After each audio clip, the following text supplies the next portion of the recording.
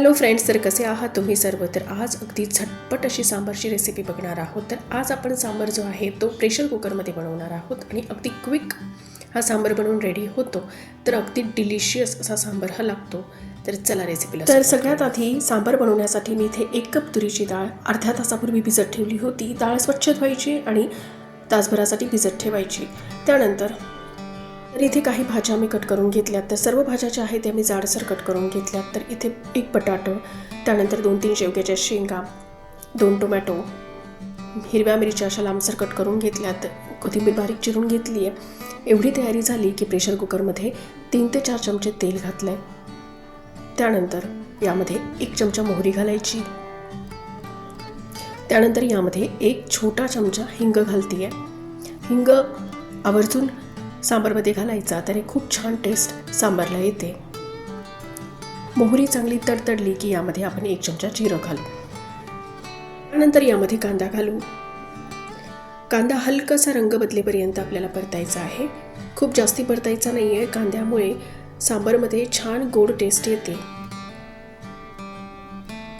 तर कांदा हलकासा गुलाबी रंग येईपर्यंत परतला की यामध्ये आपण अद्रक आणि लसणाची पेस्ट घालू. तर अद्रक लसणाचा कच्चेपणा जाईपर्यंत आता आपल्याला हे सर्व काही परतून घ्यायचं आहे.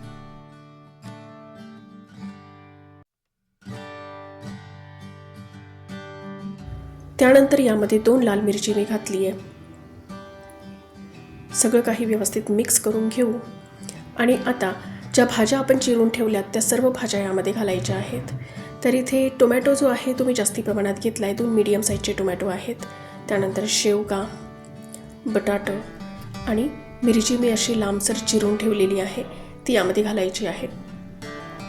तर भाज्या ज्या आहेत तुम्ही तुमच्या आवडीनुसार अजून यामध्ये ॲड करू शकता. तर यामध्ये दुधी भोपळा किंवा जर तुमच्याकडे काशीफळ असेल तर तेही तुम्ही यामध्ये घालू शकता. ते अगदी छान लागतं. त्यानंतर यामध्ये पाव चमचा मी हळद घातली आहे. 1 चमचा लाल मिरचीचं पावडर घालायचं. त्यानंतर 2 चमचे मी इथे सांबार मसाला घातला आहे. तर सांबार मसाला थोडा जास्ती प्रमाणात घालायचा.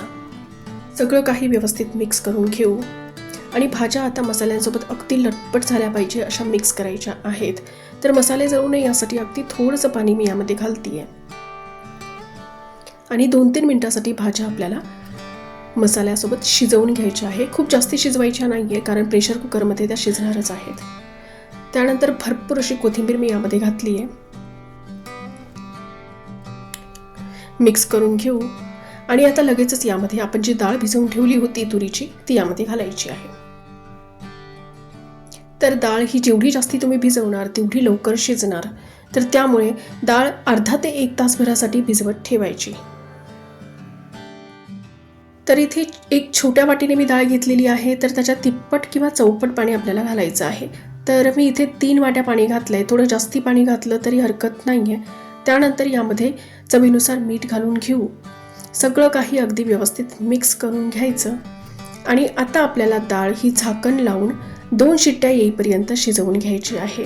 तर 2 शिट्ट्यांमध्ये डाळ ही चांगली शिजते. त्यापेक्षा जास्ती शिट्ट्या होऊ देऊ नका, नाहीतर मग भाज्या या जास्ती गाळ होऊन जातात आणि मग चांगल्या लागणार नाही. तर 2 शिट्ट्या झाल्यात. मी प्रेशर पूर्ण रिलीज झाल्यानंतर झाकण उघडलेलं आहे. तर तुम्ही बघू शकताय डाळ अगदी छान शिजलेली आहे. आता परत मी गॅस चालू केला आहे. यामध्ये अर्धी वाटी भरून मी चिंचेची चटणी घातलेली आहे. तर चिंचेची चटणी जर तुमच्याकडे नसेल तर तुम्ही चिंच भिजवून ठेवा आणि त्याचा गर काढून तो यामध्ये घाला आणि छोटा गुळाचा खडा यामध्ये घाला, म्हणजे मस्त गोड आंबट सांबार होतो.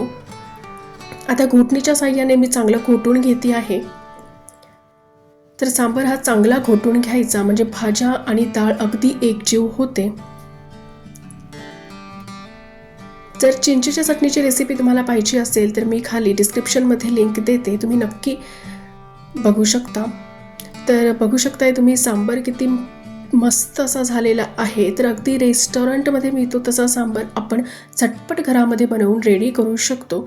जर आजची सांबारची रेसिपी तुम्हाला आवडली असेल तर व्हिडिओला लाईक करा. व्हिडिओ हा तुमच्या फॅमिली आणि फ्रेंड्समध्ये शेअर करा. माझ्या रेसिपीज आवडत असतील तर प्लीज चॅनलला सबस्क्राईब करा.